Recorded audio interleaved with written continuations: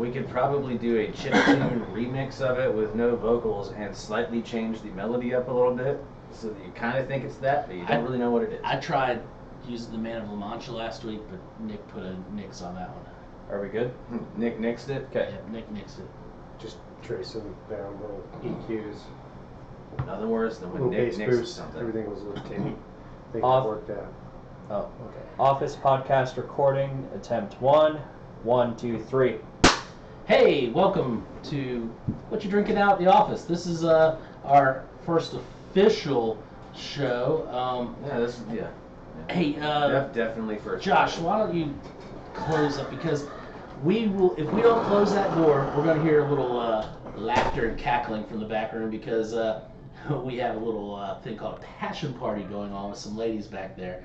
I'm not entirely sure what it is, but they're having way too much fun. But you should probably take a look into it if you're curious about what those two words mean together. You know, I was invited into the room and I was kind of scared. I know you said passion. I made it near the icebox. I just felt nervous. Yeah. So anyway, back on to track. This is, like I said, this is the first official podcast of the What Are You Drinking Now here at the office. I say first official because last week we tried a test run. It went really well, but I think somebody, and I'm not naming names, I think somebody might have forgot to push play or pause or save or something like that. I'm not the technical one. We played, we recorded. I believe it it was what, the Cloud Gods ate it? Yeah, something like that. The Cloud Gods. Something like that. Yeah, but you know, we're back again. We're going to try to do this at least once a week to try to bring some beer and wine knowledge of what is going on here at the shop. The format is we got Nick, our technical guru, plus Thank you very much. plus in case you guys don't know him, Nick is a barista here at the shop. Also, he has one of the best palates I know of. People around town have talked about my palate. I think Nick's is better than mine. It's starvation is the key. Deprivation. I thought it was because he lived in Columbus for a bit. Well, It's all that Wendy's. maybe it has something to do with Ohio. Tim Hortons. With Ohio, yeah, I don't know. This is the tap water. Yeah. Could be. Battelle. So to my left is Josh. He's a regular here. Probably. Ooh, look at that little fly. He is a regular here. Probably one of our original first customers. Plus, he has some beer knowledge that will scare a lot of people. And he works for this company that deals with a lot of beer stuff. I have been sprayed by beer several times in my life. Yeah, he really cleaned out your pipes. Yeah. So, and then me, I'm Rob, the owner of the office. I've come from a little wine background over at a place called Bald Head, where we tasted some wine a lot. But here, I tasted some wine a lot. So, A lot moving more. on. I think it's format a is, lot more now. So the format is each of these guys picked a beer out of the beer room that nobody else is privy to, and I picked a wine, and we will do a tasting. Everybody who picks their drink will give a little description of it, and then we'll taste it, give our honest opinions of it, and have some fun and move on. So, without any further ado, which one of you wants to do your beer first? Is yours cold? Mine is cold. Is it in the room? Yeah, I don't know if it's in the room. Matt took it. Matt's got it. Why don't you go get that and Nick will open his? Well, maybe. Hey, why don't we wait? Why don't we wait? So we're going to wait for Josh to go get his beer because apparently... Well, I'll explain, okay? I'm not going to leave dead air. Unlike the office people... I put my beer on ice, and I'd like to let it chill for a few more minutes. So. And I wanted to see what Gary picked because I had a backup ready. Especially, I think after last week, Josh succumbed to peer pressure. Yeah. Technical difficulties. The beer that we are going to be trying today, guys. That beer is not what is in my glass now. That was just a palate cleanser. Yeah, I had a light Microbrew. Well, maybe we'll get to talking about it later, but it was very nice. First of the day. Coincidentally, my palate cleanser is from the same brewery as what we're tasting now. Nice. Nice. Did you drink that draft or bottle or can? Draft, yeah. Nice. It's the founder's IPA we got on draft. That's the working man's brew right there. I think it is. I think it's solid. It's a solid little IPA. No fuss, no muss. It's a little, what is it, 4 or 5%? Just a modest tasting portion. Look at that fizz. Can you guys see that? That is beautiful. See, what you don't know is Josh is trying to lay it on thick because this is a 10% beer. Josh, we got a brand new camera here to give you guys the close up there. Yeah. Last week we used an iPhone, and actually that was the redeeming capture. Just wanted people to see that beer up close. I know we're getting a little focus bounce. Oh yeah. It'll get All fixed as we pick these up. Make sure you grab your beer. Go ahead and Definitely. throw the bottle up there just so you guys can see this. This is the Founder's Mas Agave, which is Spanish for more agave. This is really See, it's Josh. got a barrel stamp. That's what Wikipedia said, at least. Did you have Matt translate that for you? Yeah. But I really like this beer. I've had it several times. It's a beautiful color, beautiful smell. Woo! Like I I'm said, getting this all is kinds of spices, man. this is a 10% ABV. It's a 10% ABV. It's an Imperial Goza, so it is a sour beer, but effectively, Yeah, I was getting kind of like limey on the nose. without even tasting it, it feels like a margarita. Yeah, I was going to say almost this is like lime definitely smells like a margarita to me. I think if I remember correctly, it has a slightly different taste, but let me see. Woo! Oh, yeah. It's got the lime. It's got the agave. You can taste the agave. That- You know what I else would- it's got though? It's got the salt that makes it go. Yeah. Mhm. So It's got the rim on that there. salt to me, I don't get so much margarita when I'm drinking it. I get key lime pie. It gets very Okay, there was a vanilla. creaminess to it Yeah. that I wanted to bring up that I wasn't quite sure.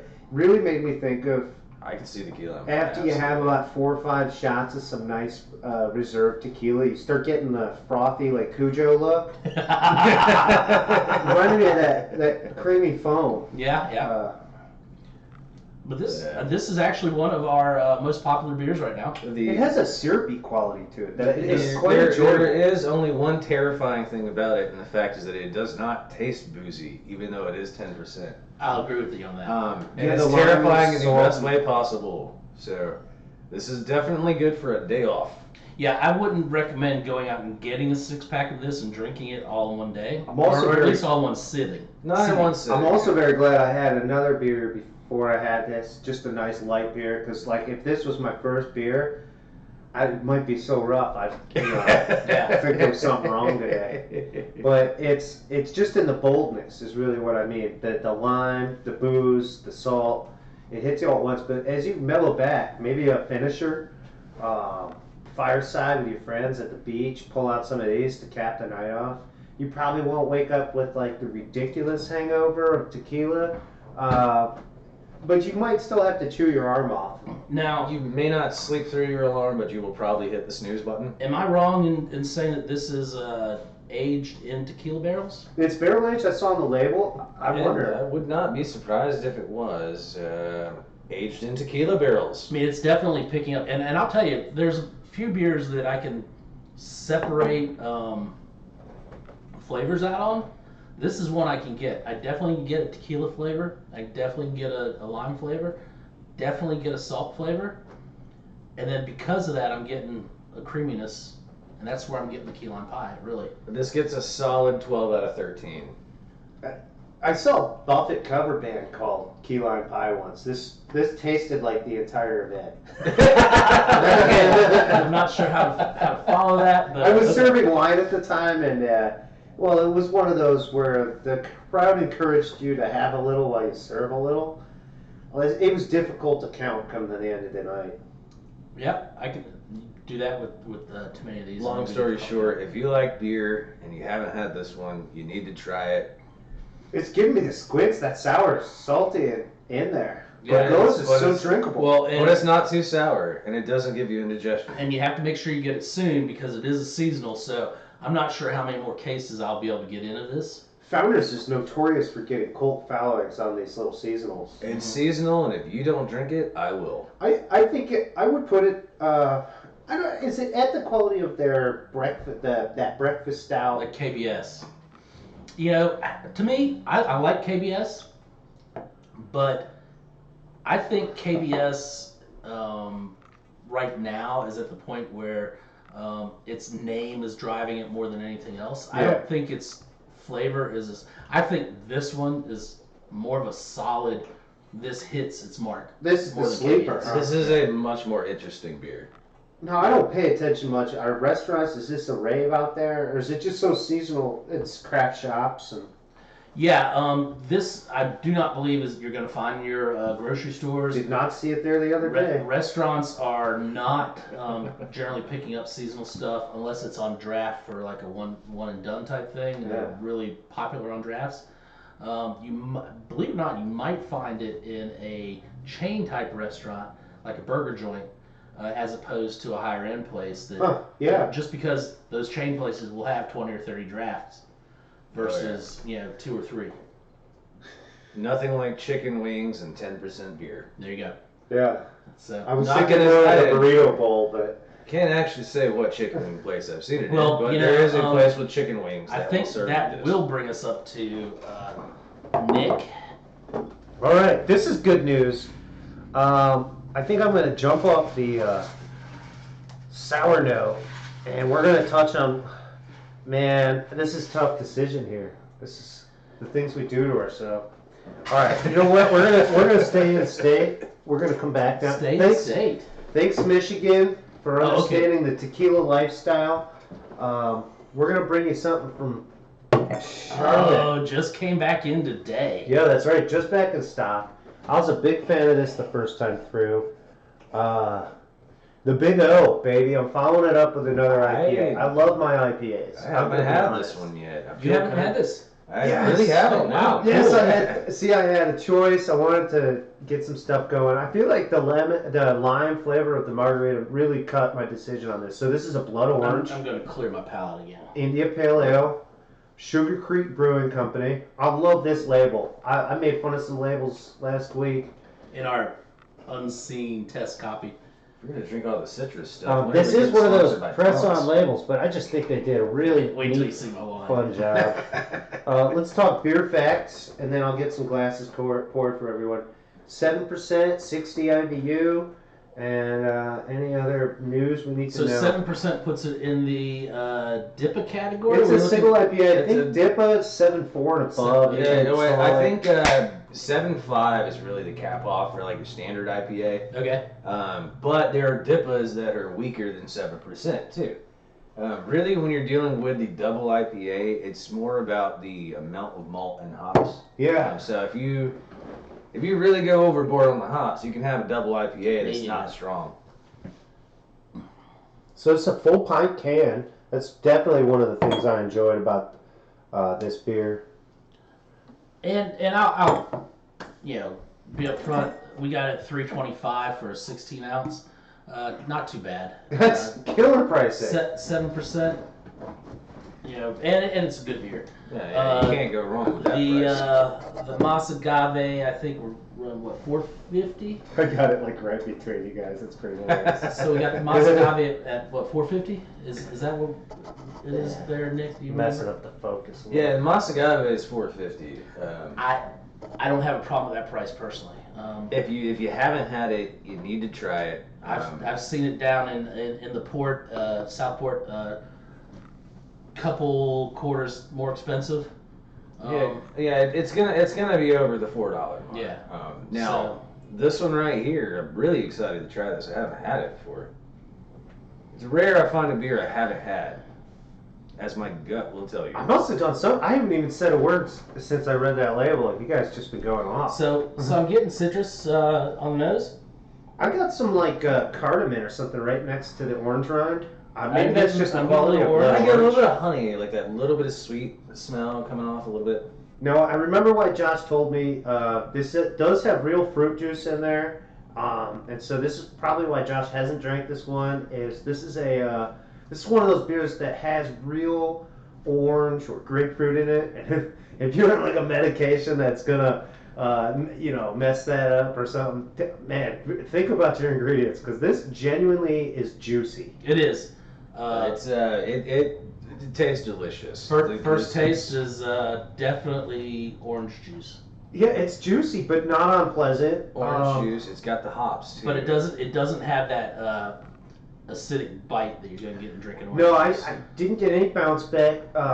Moving off the barrel age that we just experienced, this is nice to get a nice crisp finish. Very refreshing. Pop this tab with the daylight out. I'm thinking like cheesy pretzels with this, just some nachos, just something light. Like, I don't even mean hot pretzels, just dip them straight in the nacho cheese type stuff. Move right on to the next thing. Because Blood Orange IPA is a midday refresher. I just don't see it as like an end of the day crusher. What's your opinion, both you guys, on the? To me, it seems like a fad of doing stuff like Blood Orange or. People think adding blood oranges stuff. are cool. Well, not just Blood Orange, but there's all sorts of IPAs that they're adding fruit to. Yeah, so I do see this is cloudy. This has that cloudy look. And so are they going for a New England style here with the juicy, with the hazy? You're not really going New England. Okay. With that. Basically, it looks cloudy, but I think it's still filtered. I think it's just picking up. Yeah. Okay. What I'd say it probably is just that there's only so many ways to do an IPA. Yeah. You got what kind of hops are you using? What's your malt backbone? How did you brew it, and how long did you brew it for? So that brings up a good question. Once you start throwing stuff in there, now we've unleashed a whole beast on the world. Okay, so I'll go ahead and read this because maybe there's some info in here. It's the Big O. This Offspring is a West Coast style IPA brewed and infused with California-grown Moro blood oranges. The unique citrus fruit creates a deeper and more penetrating citrus flavor than the usual fruit-forward IPA. Hints of raspberry, it says here, and grapefruit interweave harmoniously with new flavors created from novel dry hopping techniques. Copious amounts of Citra, Mosaic. Did you guys get the Mosaic? I definitely thought Citra. Like, why else are you playing with a blood orange? Mosaic is just Citra on steroids. They're one of my favorite hops to homebrew. So it's like a hybrid of. Okay. Oh wait, it's not. I wouldn't say it's a hybrid, but basically Citra is a hop that anyone who likes IPAs likes. Mosaic, same way. I always thought like a pure Mosaic hop, it was very dusty, very dry, kind of a dusty taste, minor citrus. I'm thinking of maybe High Pitch. Yeah, no, I could see that. But no, Mosaic, you could call it Super Citra. These guys are now getting into the technical life of beer that I have no clue on. And we will. So he says only a touch of toasted specialty malt lends a subtle fresh break bread. Did you get that? I guess I do get a doughy bread in there, like a half-cooked donut. I'll be honest. To me, on this, none of that's coming through. I'm getting orange juice. The more I taste it, and it just goes back very to that mild hop orange juice. Yeah. Low acid, but I am getting a little bit of, I guess, bitterness from the hops. I do recognize that, but I'm having drank my fair share of beer. The malt bill they've got on this and that backbone behind it is really good because they managed to get it really smooth. This is pool beer. I This have is pool beer that will get you into trouble. Please don't jump in the deep end. I do have something else to add on that for the flavor note that definitely makes me think of drinking a glass of orange juice. Okay, so if I drink a glass of orange juice, I drink it fairly quickly. Not unlike beer, I will belch. I just belched. And I did a couple here, and Have I not burnt it was today? straight orange juice. So do not drink this after you brush your teeth. Yeah, It's going to be a little funny. It's not coming. I'm trying to make myself burp, and I feel like that's Don't force it. You know where that leads. It'll end badly. It's messy on one end or Force the other. a burp. It's just messy one way or the other. I'm not going to call it overly belchy, but I think I hear what Rob's saying. I put that out there. There's some other beers I've had. Maybe it has a skunk as a logo. And I just think that beer has made me belch more than any other. Is it belchier than the Champagne Providence from last week? Ooh. Oh, was that belchy? Did we talk? We brought up belch we again. did when we were talking about that. No? Yeah. Because literally as soon as I took a sip, I burped.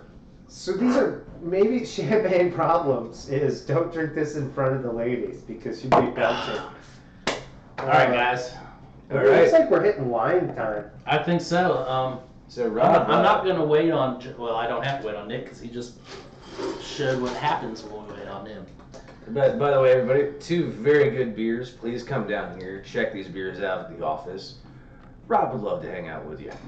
Well, or any of you guys. Oh well, you'll always find me. Good news, the recording button is on too. That's awesome. This week. All right, so for the wine tonight, I think I've got a little surprise for you guys.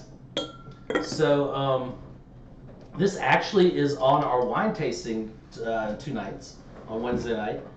I liked this a lot. I tasted this last Wednesday.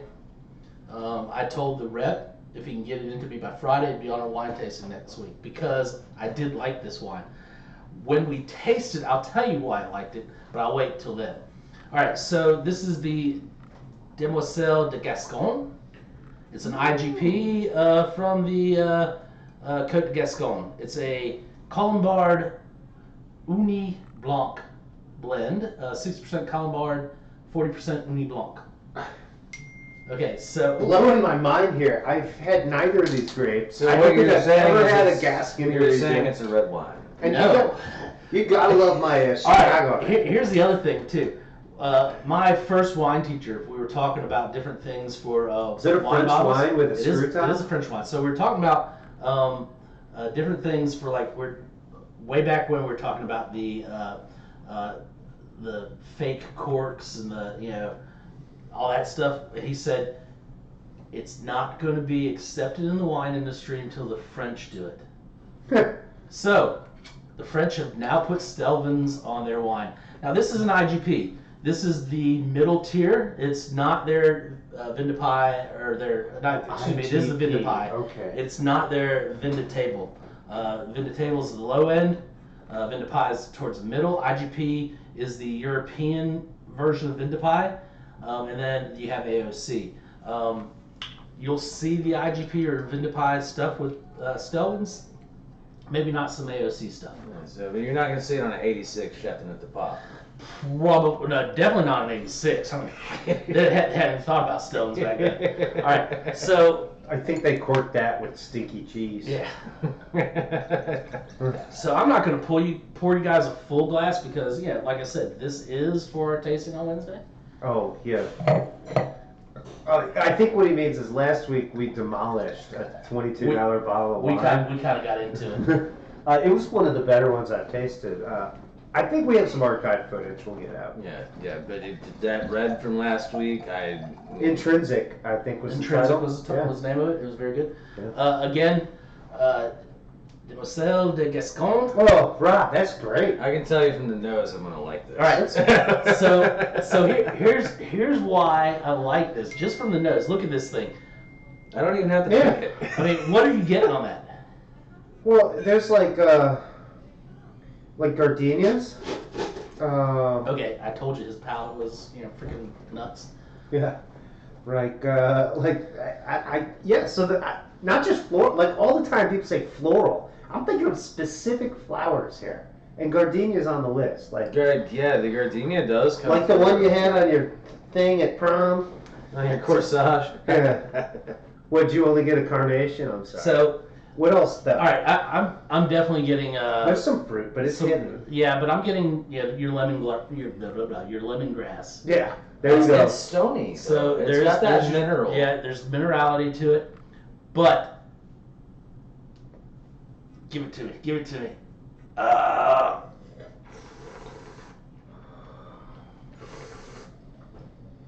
Oh man, Oh. when I go back in after a palate wetter and I go for the nose, all that fruit is gone off the nose.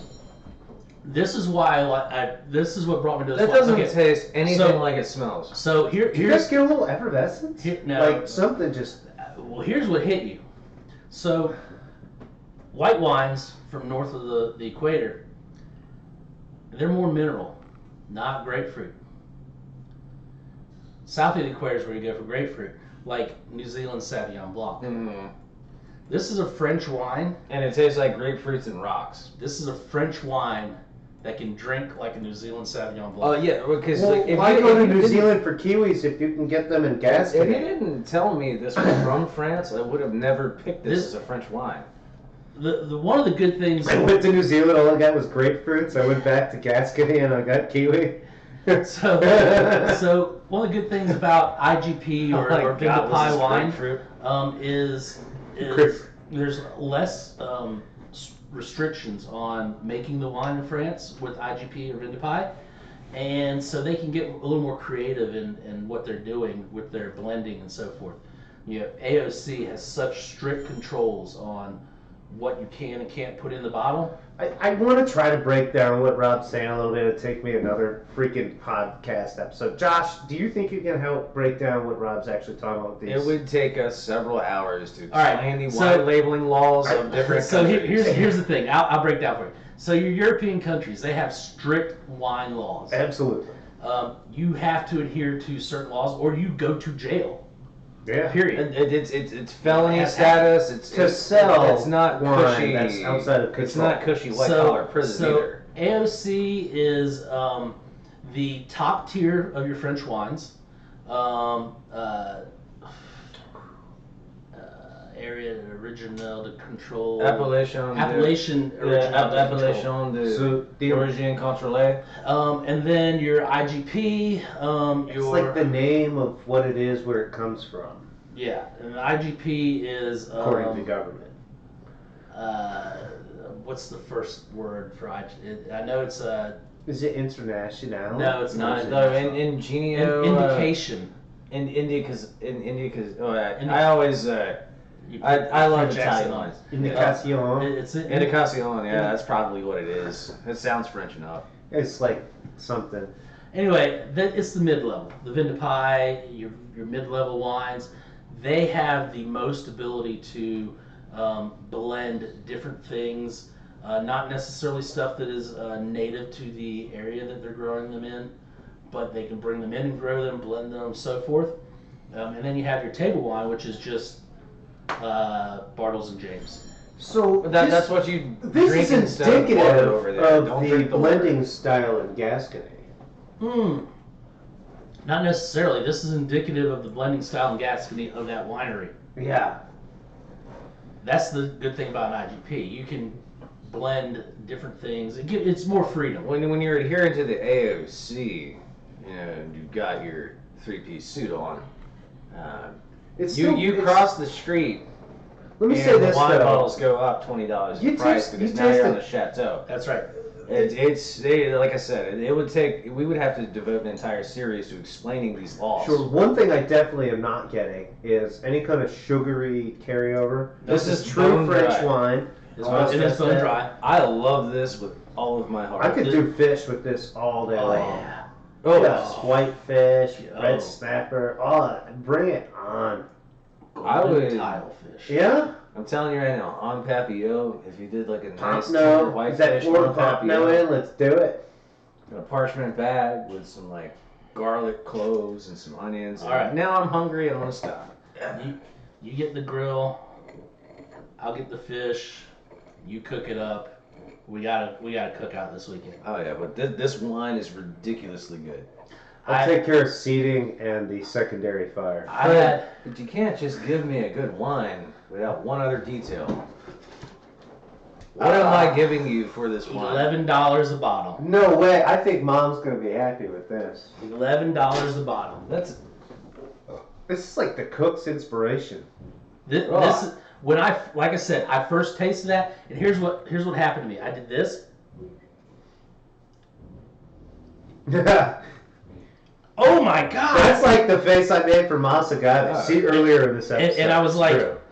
how much am I going to be paying for that bottle? That is fantastic. Like now or later? Well, and when he told me, I said, let's get it in for the tasting next week. The So other we've got to- decision. This The is other not benefit one of the IGP versus the AOC is that the wine doesn't cost $40, now it's 10. That's right. So French wines in our shop that are usually worth drinking are at least $20. Usually 25 above. Yeah, It's like, it's but you're talking a $12 bottle here. 11.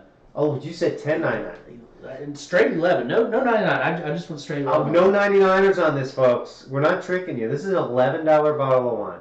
Yeah. And here's my deal with this. This is great with food. This is great before food. I could just set myself out some cheese and crackers, sip this wine. Next thing you know, I got the most amazing golden tile served up like I've never seen. This would inspire. And I'm going to tell you, one thing that we talked about before we started this was we're gonna try stuff that not everybody's gonna like. You know, that grass and that mineral came out at the end. Yeah. Just Yeah, want to know and that. we're gonna try stuff that not everybody's gonna like, but we all have the right to give our honest opinion on it. So yes, we have it in the shop, but we're not telling you this just to sell it to you. We're telling you this because that's our honest opinion on it. French wine sells itself. I don't have to stand here and go, Well, buy you know, French you wine. say that, but There the are some truth French is- wines that really suck. But well, the truth is that right now French wines aren't selling themselves. That's true. So this is the mystery. Yeah. Because people are gravitating towards the varietals they recognize, the Sauvignon Blanc, the Cabernet Sauvignon. They're gravitating towards those. They recognize those names. They don't necessarily recognize Chateau de whatever, even though it's in the Sauvignon Blanc section. Speaking French in the beer shop is so un-American. I know. Do you feel like a... Hey, we're not a beer shop. What's on the name? Coffee and wine, bro. That's right. You're allowed to speak French here. And then we add the beer as a happy consequence. I I thought think I Pinot was Grigio really... Sauvignon Blanc got popular. Sauvignon Blanc's originally, that was a French grape. Done really well, French wine. But it took off south of the equator, as you talked about. That citrus note picked up. This wine seems to me like this seems like a very affordable way to crawl back into my French Sauvignon Blanc that I love cooking with. Like I said, this hit me so much as a Josh knows what I mean by cook with. I'll Southern shoot equator. a pour vodka in that pan. what the some guys wine. didn't tell you is I was also a chef. I am a classically trained chef. I just don't do that. But if I could cook with this, I can only imagine the sauces. Yep. Josh is not. All right, guys. So to keep this from running on and on and on, just want to say this was our first official podcast. Again, we're going to try to do this every week. Yeah. If not, a couple times a week as we get further in. We're going to start out modest and just do once a week. We're at our home location. We might hit the road. You Get never guys know. on a You field never know. trip. We may get on a field trip. We may get invited to a local restaurant. May be able to try some of their food to pair with their wines. We'll work on that down the road again. However, see us next week. What I gotta say is, if you're watching this right now, what are you drinking now? There you go. What are you drinking? Again, thank you for watching What Are You Drinking Now here at the office. You guys have a good night.